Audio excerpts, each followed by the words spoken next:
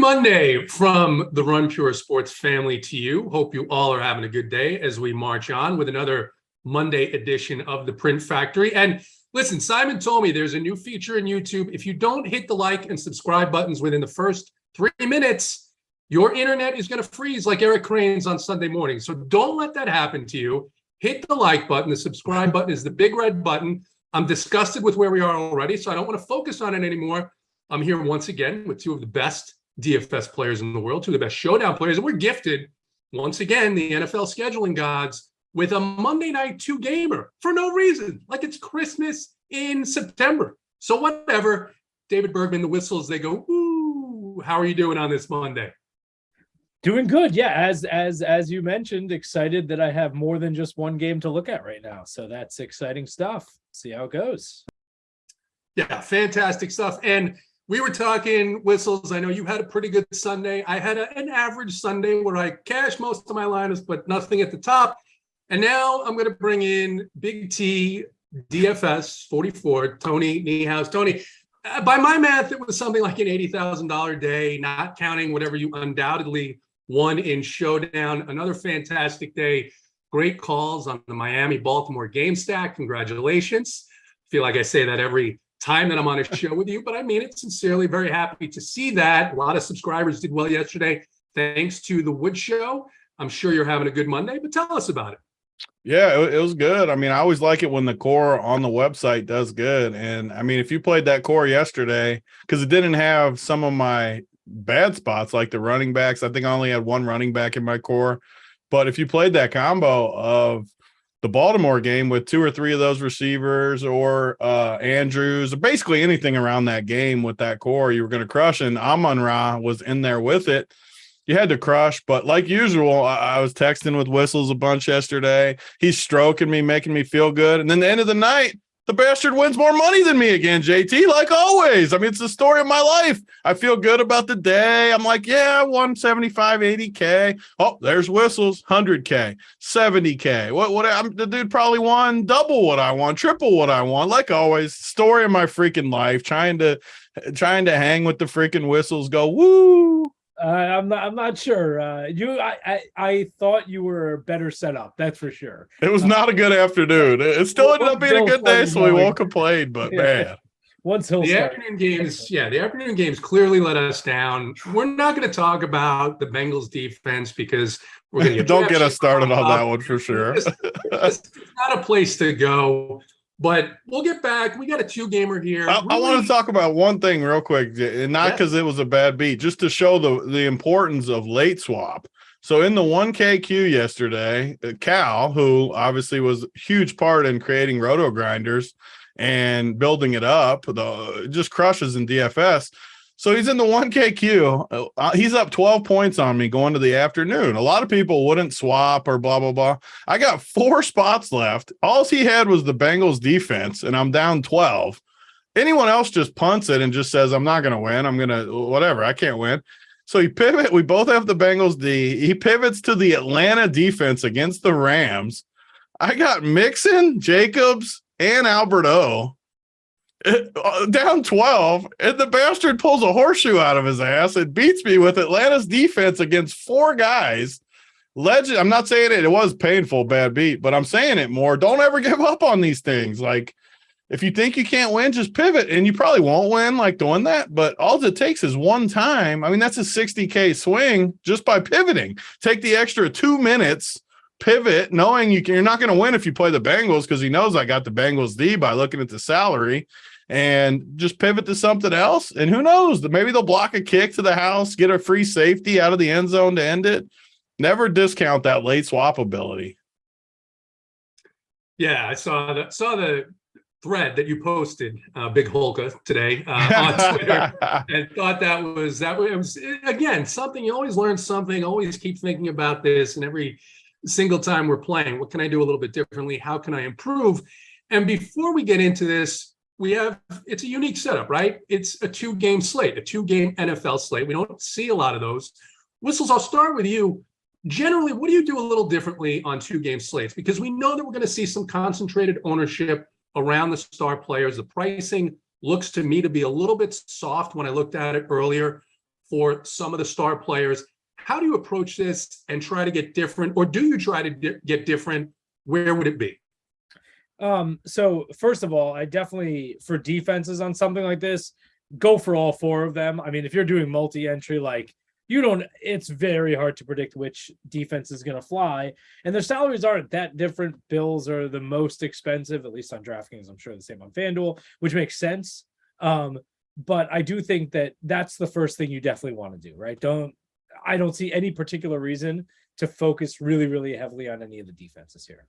And then you have to think to yourself, right? I mean, is it going to be, Justin Jefferson going off for 180 yards again, or is it going to be more of a running attack in Minnesota? And I think that's where the beginning has to start, because if you just look at the salaries by category for running back and wide receiver, you got Dalvin Cook has got the highest, if I'm not mistaken, at $8,000, and then you have Justin Jefferson, again, $9,000, right? So the question is, which one is worth the upswing? Now, you could probably afford them, I'm sure, together, which is not a bad idea necessarily, but you do maybe want to think about where you want to focus, especially if you're doing it more by hand and looking for only a few lineups. But that's where I would start, at least on this slate. I mean, you have something very interesting when you have Josh Allen and Jalen Hurts, because you have a real legitimate way of picking them alone without a stack.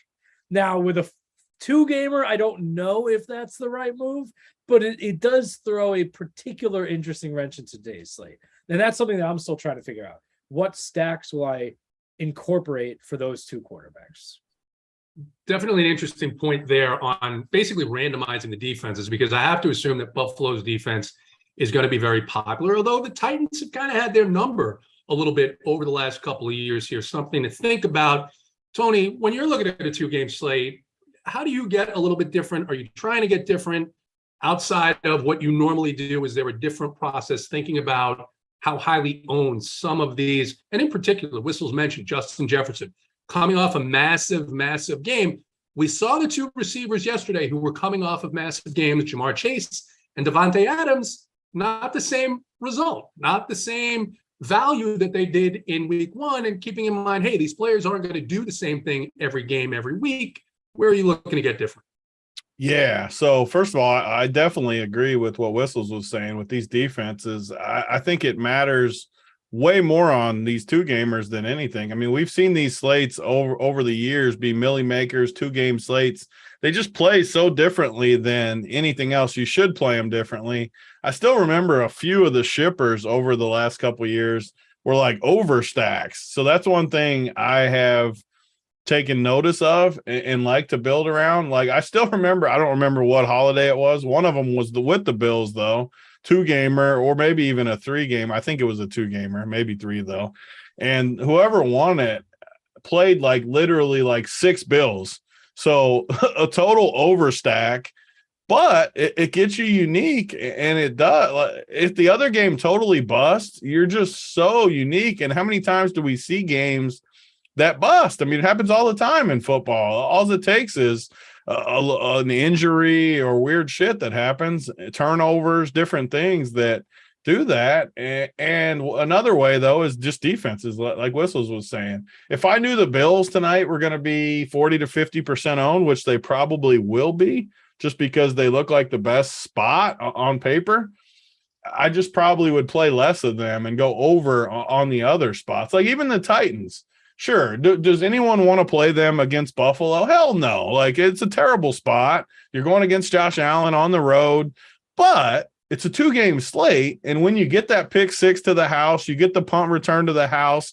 When they outscore the other 3 defenses, your leverage is ginormous on the field, because you just lap them all. And people will use I'm not going to go down the full path of talking about the Bengals yesterday. They'll use that. That's a full slate. That's different context than a 2-gamer where all I have to do is outscore the other 3, and it gives you slightly more. I mean, you're saving $1K in savings too. And Josh Allen's been turnover prone plenty. So I think you can really get different by defenses, but the short answer for me is don't worry about normal correlations. Definitely like the overstacking stuff with teams like Buffalo. Minnesota, even, you could overstack them. They got a bunch of pieces you could overstack with, but don't just go in and build like normal roster constructions on 2-gamers is how I look at it, at least in these huge field tournaments. Yeah, and if I can just piggyback, I think you're right. Like, don't overuse correlation, just like with showdowns.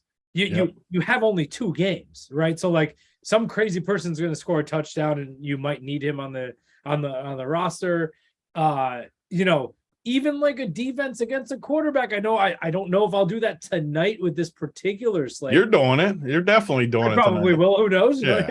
But I'm still haven't figured out exactly which ones would be okay. But like, it's perfectly fine to do that in a 2-game slate. There's absolutely nothing wrong with trying to swing for something that others is. I don't think you're going to necessarily differentiate based on ownership that well, but differentiating between the combinations of people you have is great opportunity. Like I'll just on a 2-game slate, just say in general, we're talking in general right now. You play Josh Allen, who I'm sure will be the highest owned quarterback, and you play the Titans defense, which no one's going to do. You'll be 1% or less of the field will do that. And just say Josh Allen gets strip sacked to the house to start the game, or he throws a pick 6. So not only does Josh Allen start in a hole where he's going to have to throw more, but you also got 8 points just minted up on your defense immediately, and you're different than the field on top of it. I think it's just an incredible play. I think you should almost do it that way. And yeah, it's not normal. It's not how most of the field will look at it. I'm sure some of the smarter people than me will make fun of me for that, but that's fine with me. I'm okay with that because I think we're better at this format than a lot of the people running the numbers. Anyone making fun of you at this point is straight envy. So we're really not going to care about that. Whistles, when you're talking about this, right? When you're talking about not worrying about strict correlation, are you doing that through groups, or are you just increasing the randomness on the optimizer so it gives you different combinations that it ordinarily wouldn't? And for those watching that aren't familiar with what I'm talking about, there's a randomness factor where you could say, sometimes for regular slate, you might set it at 15, 20%. On showdown slates, do you go up to 40 or 50%, or are you making specific groups? Yeah. So, I mean, as I write my own code for everything. I don't use any optimizers online at all. So I have total and free capability to basically say whatever in the world that I want. Essentially, I just allow it, right? So like in a big slate, 13-game slate coming up next week, which I love, by the way. I took a quick preview. That's going to be a hell of a slate, guys. That'll be a lot of fun. But anyway, even this past weekend with 12, like there is a rule in my code. Do not put defense against quarterback. I essentially just drop that. And if there are enough reasons why that makes sense, salary cap wise or otherwise, it'll just do it. And so, yeah, I just basically remove it and say, if you want to do something like that, please go ahead. And, it's also interesting, right? Like quarterbacks, for example, okay? I have some stacking rules when I have a huge slate. Stacking rules being, I got to have at least 1 wide receiver for these type of guys, 2 wide receivers for these type of guys, sometimes 0 for these type of guys. I essentially just say, you know what?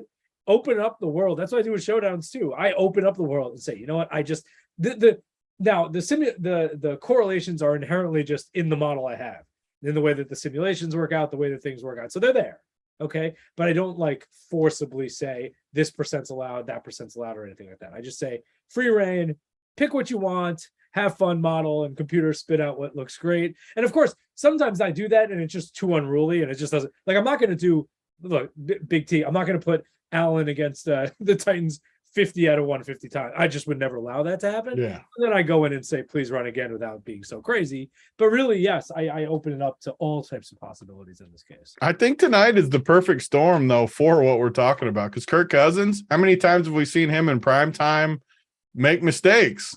Like, is there anybody more likely to throw a pick 6 out of the gate and then get behind and chuck it to Jefferson all night? I mean, it's a good – I'm not saying to put it on all your teams like Whistles just said. But if you play 150, like maybe 20% of your teams or something, do it. Because it's going to be a thing 1% of the field does. So if you do 10 or 20% of your teams, I'm just saying, when you get that pick 6, you are literally minted on a 2-game slate if your quarterback throws it to him. It sounds crazy, but it's true. It sounds fantastic. Let chaos reign like it is likely to in any particular game, in any sport, on any given day. Love that theory. Once again, we've got 407 people watching now, only 119 likes. Listen, For the 300 and some people that haven't hit the like button, YouTube is going to freeze your internet if you don't do so. Also, hit the subscribe button. Do that right away. You don't want to get kicked out. I can't believe the show is even free. I can't believe it's free. It probably I don't know if it's going to won't be free much longer. We got Whistles, and he's working on some things behind the scenes. I don't know. I'll just give it a little tease. He's working on some things. I don't know how much longer this show is going to be free. And right now, there's no promo code. So if you didn't get in before the season, you got to pay full price, but that's fine. You missed the boat. Get in, hit the like button, hit the subscribe button so you can keep taking advantage of this knowledge. So we'll get into the games here. 2 games. The first game starting at 7:15 tonight. The Titans in Buffalo. Buffalo 10-point favorites. This total has gone down from 51 to 47.5. Big T, I'll start with you because you were talking a little bit about the other game. We saw last week the Titans' disappointing loss against the Giants, and the Bills demolished the Los Angeles Rams. Even though it's their home opener, could this be a letdown spot for the Bills after that opening week demolishment in Los Angeles? Yeah, I preached it on the show yesterday. Don't let week 1 impact you too much on what you do week 2. It is good advice to live by. It's really hard with this Buffalo spot because Buffalo coming into the year looked like the best team to me. They showed nothing different in week 1. Tennessee looked pretty overrated to me, and they looked that way in week 1. So kind of if you have a good take on these teams, I think it's okay to go with it. I think the spread is pretty good in this game, honestly, like a 10-point game. I can't see Tennessee winning this game. And the interesting part is taking stands on these. I think that's what is important in 2-gamers, showdowns, same strategy, really, even though it's slightly different with roster construction. But you have to eliminate spots. At least I do. I think Whistles will give a different perspective. And honestly, he's the best in the world at building 150. So there's 2 different ways to attack it. And I think we'll show, because I guarantee he's probably not fading any of the quarterbacks, whereas I would just never play Tannehill. If I played 1,000 teams, I wouldn't play Tannehill. It's just the way I kind of take stands. And I know a lot of the good 150 players, Whistles being the best of any of them, do it a little differently. So I think we'll be able to give a good perspective of both sides of the build here. Tennessee, though, immediately on this slate, I like Buffalo. I like Minnesota. I like Philly as far as offense. Tennessee just looks bad to me. And knowing that they are going to be the lowest owned team outside, I mean, Derrick Henry is going to get ownership because there's no running backs really on the slate. The stand for me, though, of the slate is I don't see myself playing any Tennessee guys. I'll be going way above the field on Buffalo. And just in general, that's where I'm at. We got to wait on Gabe Davis. I'm assuming he doesn't play, but I don't know. Some of the projection sites around the industry haven't projected. I'm not fully up with the news. I just got back from lunch and stuff, but we got to wait on that news. But in general, way over on all the Buffalo guys, way under on all the. I might just full fade Tennessee all the way around. And on Showdown, that means all 4 2s and 5 1s towards Buffalo, which will be more popular. But yeah. In Showdown, would you, because you were talking about playing Josh Allen with the Tennessee defense in Showdown. Oh, I love it. You're doing a 5-1. You maybe use just the Tennessee defense. Love it. And then when you get that blowout, and Sammy Whistles put it on the map last year with that game, and it's not going to feel great, but when they win 38-7 or something, and the 1 touchdown is a defensive score or something, you just ship. You ship all the money. It's that simple. And then, did you take Uncle T to lunch today? Because he was a little bit upset. He only got to see you one day last week, something like that. I will say he's been talking about his freaking birthday for like 3 weeks. I mean, what kind of a grown man talks about his birthday for 3 freak? Are you guys birthday people where you talk about it for a month? No, I've lost all care about my birthday because it just means I'm that much closer to being burned up and put in an urn. Which is something I try not to think about. So, but Uncle T does love his birthday. We're gonna. I'm sure he loves it. The wishbone this week. So, yeah, that's good. Whistles. Couple of things here on this game. 1, are you going to play Ryan Tannehill? And then 2, it looks like Derrick Henry is the only playmaker on this team. The defensive game plan seems pretty easy, right? Stack the box, Don't let Derrick Henry get any traction and see what Ryan Tannehill can do to beat you, which I don't think is a whole lot. Looking at the past games, though, Derrick Henry has had some decent performances against this Bills team. As Tony mentioned, he's one of the only really interesting running backs on the slate. Not to mention, once again, he's really the only playmaker on Tennessee. What are your thoughts here? Yeah, so I currently have, for my own personal ownership, Tannehill at 6 out of 150. So you guys can use that for whatever you think.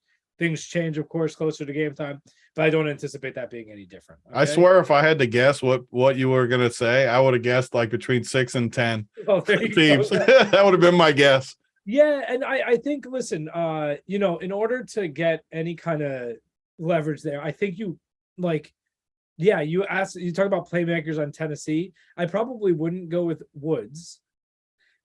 Maybe go a little bit deeper and hit with one of these other guys. I mean, I don't know them that well, but if you're just a pure math person, in order to kind of push up the ROI of any kind of Tannehill lineup, I think you've got to go with some, wide receiver on his team that if it happens to go to him, great. So that's how I would handle the Tannehill situation. I don't think you completely toss it. I think you get a really big discount. I mean, 5,200 for a quarterback. Then you're talking about you can put a lot of stars on the Vikings there. They're the most expensive one. I'm a Vikings fan, by the way, guys. So, I might sway the conversation a bit based on just that. But I think, listen, you throw it in, but you don't need two receivers with him. That's not necessary. You need one receiver with him, hope to hit. The other guys, Cousins, you absolutely put two receivers with at least, I think, in this case. And then you want to think that way, but I wouldn't just throw away a quarterback option. There's only 4, just like Big T is saying with the defenses. I think of it in the same way, right? Tannehill happens to throw a touchdown and doesn't have a mistake game. You might be in good position. And if the other teams don't blow up, right? I mean, look, will there be a lot of scoring in the Vikings game? Yeah, probably. But who knows? It's one single game in the NFL. It could be low. So I think go put in a couple shots there. I don't think it's horrible. I understand where you're coming from though in avoiding him. So unless you're playing a lot of lineups, it's not worth the outside risk of Tannehill. And honestly, I'm not as smart with the 150 as Whistles is, and maybe it's just a hole in my game a little bit that. Because I don't analyze the bottom of my 150. Are my bottom 8 teams really better than a Tannehill build? Because the build Whistles just talked about makes a ton of sense to me. Where Tannehill gets 15 fantasy points, Cousins gets 17, Hurts and Allen both get low 20s or something like that. Tannehill could easily be in the winner, scoring less there just because of what it gets you. It gets you up to a big running back and 2 big receivers, and it's just overall roster construction that it might just be a hole in what I do, honestly. One last question about this game, because we talked about this on last week's Showdown show when everybody thought that this was going to be a Denver Broncos walkover. Turned out not to be that. Talked about the possibility for a letdown here. Is there any scenario where you guys can see in Showdown, and the contests for this game aren't as appetizing as the Philadelphia game, but in Showdown or in the 2-gamer where you're going to run a couple of lineups, and Big T, I guess the answer for you is no. So Whistles run a couple of lineups with the opposite script of there's a bit of a letdown game. Gabe Davis is ruled out, and he's been a big part of this offense. And now maybe it's just one of those that it's a bad week for them, and they happen to lose 13-10. Yeah, I mean, if you're going to go with Tennessee here, I think it's got to be Henry with their defense. I not having them together, it's a hard play, I think, otherwise. I mean, me. I mean, I'm going to spread out a lot. It's just the way that I play. I will have some much more outlandish outcomes. I don't know if it's right now, but anyway. So I think that's probably right. I think, look, probably you need to have Henry with the defense there if you're really going to try to go for Tennessee. And I mean, a close game there is somewhat of a outcome that others won't be playing for. So if you hit a 3-3 stack with Tennessee, you probably are well differentiated, I would guess. So yeah, there's appetite for that. A 5-1, don't please, listeners, don't go with a 5. I won't do it, I promise. Okay, the 5-1. I don't know if that. Oh, I might actually, but I wouldn't. Okay, so I guess that's how I would handle that shit. And Big T, you just don't see this game being all that close. Yeah, I just don't see it. I just the one way I would do it, just say I wanted to build like some Tennessee plays them tough builds, especially in the 2-gamer. I would just basically full fade this game and totally stack the second game. That would be like if you fade Buffalo completely, you're different in the 2-gamer, like a million percent. That's one way I would do it in Showdown, because obviously we're playing both Showdowns and the 2-gamer. I just am going 5-1 and 4-2. Yeah, is it harder to get uniques? I know that's the big thing these days. I just don't worry about it in this situation. I'll leave salary. I'll do the normal things. I'm just jamming Buffalo in the Showdown. But the 2-gamer, I will have some teams like Whistle said, where that late game, I just don't see much defense. So Yeah, I'll have some teams without much Buffalo where you play, I don't know, say Gabe Davis is out. We play one of those other receivers. Nothing else. Hope it's a 10-7 game. I mean, imagine that if this game's 10-7 and you got all the late pieces, you're going to just watch that ticker just whoosh the whole game. Would you in the Showdown play Derrick Henry as your captain? I just don't like Henry, so I'm the wrong person. Like this is where like the feel for me is so different than Whistles, and I think why I enjoy doing shows with him and talking about it, because I just think he's like literally the worst play on the slate, like by a mile. And he's going to be like 50% owned. I just don't see him getting there. And I should put it in context of, okay, so 7,800 him.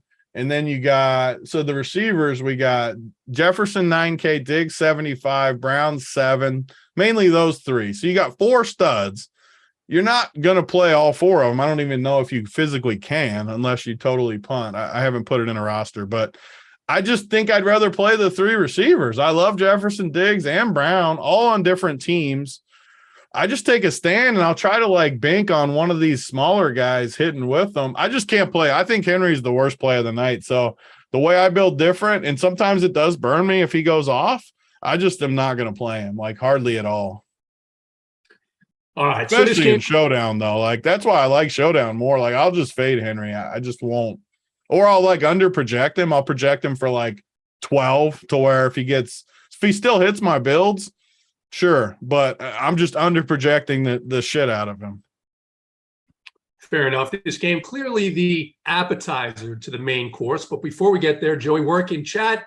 Welcome, Joey. Happy Monday. Joey says the only people who celebrate their birthday month for more than a day is a female. We'll have to see what Uncle T thinks about that. We'll ask him about it on the Wishbone. Yeah, you got to talk that up on the Wishbone this week. You got to ask him about that birthday narrative. He got very sensitive when I brought it up at lunch, for the record. He did not like me talking about it. He's going to be unhappy when he hears it on the show later today. He loves talking about his birthday. I can't believe it. I can't believe that he was upset. He should just admit it, embrace it, say, yeah, I freaking love it. Like he denied it though, but then he keeps bringing it up. You know, last year I sent him a gift. I sent him a gift for his birthday, and he didn't make a lot of noise about that. I was a little bit insulted. I went out of my way. Yeah. I had to violate state rules to send alcohol from Georgia to Kentucky. I mean, whatever. It's fine. No big deal.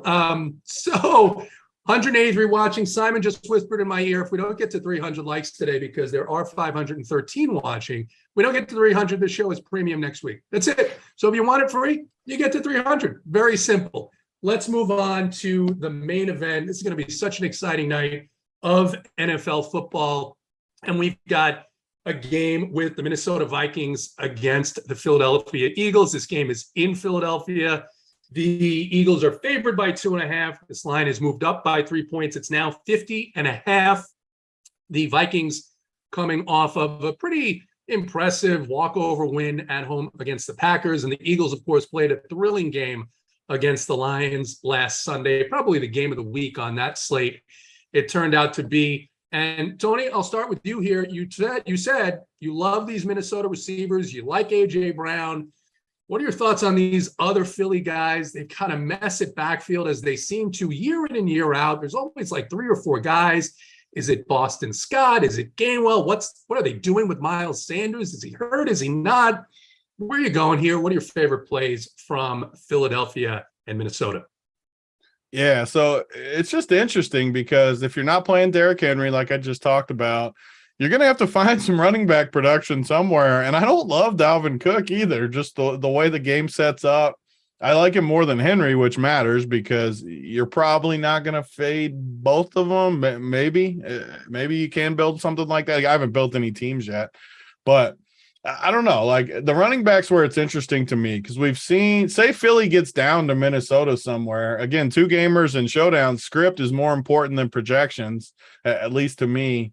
And just say they get down. I mean, I could see Kenneth Gainwell getting a lot of extra work in this spot where no one's going to play him. I mean, he's going to be 10 to 20% owned on a 2-game slate where running back is bad and receivers great.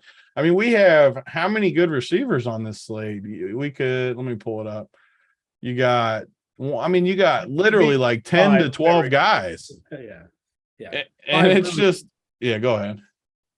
No, go ahead. I was just going to say 5 very legitimate receiver options. Like and that's assuming Gabe is out even. Like if Gabe's in, you got another guy in there. There's just, even when you go down, even like I think they activated Josh Gordon or something, which again, normally you wouldn't even care about that news and you probably shouldn't anyways. But all those little late ads and stuff like that matters on Showdown and 2 gamers. We just saw it again last week. We did the show. We said there'll be some guy that we've never heard of score a touchdown. It happens every Showdown slate where some random guy catches a touchdown. Who was it? Watson. Watson was in one of the, I don't know if it was Thursday or Monday, but the dude gets hurt. Watson comes in, next play catches a 50-yard touchdown, and he's in the nut. Like you won't ship the huge slate unless you had Watson with just that quick. So all these guys down in there, the Quez Watkins and Jamison Crowders and all these cheap guys down here could swing the slate and win someone $1 million tonight. So for me, that's where I'm attacked. I do love this game. The quarterback situation, I mean, Josh Allen and Jalen Hurts are both going to beat you on the ground too, but Hurts, I think I like a little bit more than Josh Allen just because of the game flow. Tennessee could slow the game down too. We didn't talk a ton about that, but with Henry, they could run the clock, not get as many plays. Even Buffalo could run the ball a little bit in a spot like this. So I like Hurts the most. And Cousins, I think, will come in lower owned than people think. Just because you got Josh Allen and Hurts with the rushing upside, Cousins is only going to pass, like Whistle said. You need to put him with 2 pass catchers at least if you play him. No doubt. No doubt about those correlate. We can argue about correlations with runners. A guy like Cousins is the easiest guys to put in your build. Put him with 2, even 3 on this slate, pass catchers. Don't have him with just one. I guess you could theoretically play him with just Jefferson because Jefferson could get all the work. But me personally, I'm putting him with 2, maybe even 3 pass catchers if I play him. Whereas Hurts, you could just play Hurts with anybody or nobody. I mean, you want to talk about a correlation, play Hurts with no pass catchers and stack the rest of this game up. Like play Kenneth Gainwell. That's an interesting correlation with Hurts. Maybe Minnesota gets a lead early. All of a sudden, Hurts throws some dump offs to Gainwell. He catches 10 balls for 60 yards and 2 touchdowns or something. You can ship the whole thing just by little correlations like that. You're talking a little bit about Kirk Cousins here, and I want to ask you because people are going to mention this all day long. I'm sure they have in Discord. I haven't been in the NFL Discord. How much do you put, if anything, into the narrative that Kirk Cousins is just not good at primetime? Obviously, different coaching staff, Justin Jefferson, Adam Thielen, Dalvin Cook, got Osborne there, a loaded offensive team, a good offensive line. Do you throw that out the window and say that's ridiculous, or are you thinking about that at all? I definitely think it matters at least a little. I mean, it's been that way. His record is what, 2-15 or something in primetime. Sure, there's some noise in that. I'm not saying he's probably had some bad luck in some of the games, blah, blah, blah. But no matter what, you get enough of a sample built up, you are what your record says you are a little bit. You can blame a lot of stuff on random stuff and different things, but eventually you just are what your record are. He's been around a long time too. So am I going to put a ton of emphasis in it? Probably not, but I definitely am at least slightly worried about it. I'll be interested to hear what Whistles thinks about that, though. I mean, as a Vikings fan, yeah, I'm absolutely not happy about the situation, but fine. As a builder of lineups, I don't let that impact it at all. Yeah. I think, yeah, but I mean, you know, people, I do think some analytics people would put something like that in their code, right? Like a primetime performer, and then have something that then, calibrates that as a feature of the model that predicts what the projection will be for the person. That is not something that isn't a mathematically sound decision. Okay, just so everybody's clear on it. I don't personally put any weight on it, but I think that you could, and it's totally reasonable. But I won't. I'll just play him as I normally would, no matter regular day. I think he's different too, though. Like, I should throw that out there. I know you don't usually see a lot of change, but you had Justin Jefferson and a new O coordinator. It just has to help him a decent amount. And yeah, I'm still not like fully confident in him in prime time on the road in Philly, where they always have a tough crowd. But it does help having a good scheme and Justin Jefferson out there as a safety blanket. Listen, Thielen is his second option. Like, yeah, there's firepower there, right? So I think you're right. I don't know. Yeah, I'm gonna play him as if it was a normal. One interesting build too. This is why I love doing the show, and Whistles loves the showdown just as much as I do with stuff. But and JT loves this format too. But so what if you play Cousins without Jefferson? You're naturally different too. Thielen. Maybe even Dalvin Cook for dump offs. These are the things in showdown and 2-game formats where, I mean, what percentage of people play Cousins, who's he's not going to run. We all agree on that. He's going to have to throw. I mean, 99% of the people that play Cousins are playing Jefferson because you're saving money. So if you play like that and like play Henry and Cook or something, you're so different. That's why I don't ever talk about ownership as much as other people in these formats. Because you just do little shit like that and you're different. And we talk about it every showdown show. Okay, Jefferson, we're not rooting on an injury. So the people out there that always ride me, what happens when he rolls a damn ankle and 60% of the field is dead? Like, you have to, don't build your lineups based on it. But if you play a Cousins, Thielen, Cook, Irv Smith, all that, like that build, when Jefferson happens to roll his ankle, I mean, you're just so live to ship the slate. And you know what? If he doesn't get hurt, you're still fine. It's not, I mean, you still got the correlations where maybe they double and triple team Jefferson tonight. Who knows? Or if it's what you sometimes see with these teams that have two main offensive weapons, Jefferson, big week last week. Now maybe they're going to focus a little bit more on Jefferson, and that leaves Thielen open a bit more. And Thielen has the big game. And like you said, you play Cousins with Thielen and not Jefferson. Jefferson's going to be 60-something% owned, maybe higher than that on the 2-game slate. Whistles, I want to get back to you and your thoughts on this game. Before I do that, we need 300 likes to make this show not premium next week. So if you're sitting there and you're on the fence, you got to either join us or hit the like button. You got really two choices. Very simple. Join us, hit the like button. If you join us, you're paying full price, but it's one monthly price for all sports. You can tack on our partner, SaberSam, the Optimizer. You've got a Discord. We have slate changing calls in Discord every single day. Core plays. We had at least 10 core plays for both sites up yesterday. Big T's core on his own page, which absolutely smashed. Even my core yesterday. Nick Chubb, Amon-Ra St. Brown. The Chubb call was the best call of the day too, JT. So excellent call there, by the way. I heard you talk about it on the show as well. Yep. Talked about it in the morning show. Rob Record was on him in chat. He came in and said, hey, nobody's talking about Nick Chubb, but he just joined us a little late. So I'm sure Rob did well. He played Kyler Murray yesterday at a nice bounce back game. So you're getting all of that for one monthly price. You can't talk him up about Kyler, though. Everything was going good until you talked up the Kyler play. Look, he did fine. I didn't play any Kyler We can't Murray. be taking a W on the Kyler play. The Chubb, I'll go along with the Chubb play. Listen, I put my balls on the line yesterday with Carson Wentz and Jared Goff as my two main quarterbacks. So I'm just glad it worked out. I wish I got to your Tua call. Whistles on this game, Philly, Minnesota. You think Jefferson is going to repeat last week's performance? You think it's going to be Thielen or Cook? What do you see from the Philadelphia side, which, like we talked about, is always a little bit muddled? It doesn't seem to matter who the coach is, who the offensive coordinator is. They just have too many running backs, and you're never really confident in how the distribution is going to go from Jalen Hurts. Yeah, so on the Vikings side, I think Osborne is a great play. He had a decent amount of snaps week one. I think he's sitting there as a very viable touchdown option. I mean, again, two wide receivers, they're going to focus on him. I mean, and you have Cook to worry about. Like, really, it's a very, very tough thing to deal with. So I think Osborne is an excellent play on the Vikings side. Just snap count was okay. He's playing enough reps. I think he's an okay target. Yeah, I don't know. I mean, on the Philly side, yeah, I don't know who to play. I actually really think that Quez Watkins would be probably the best very low cost person. I'm talking about both Showdown and Classic. It's not a scary play at all. I think you can put him in some lineups.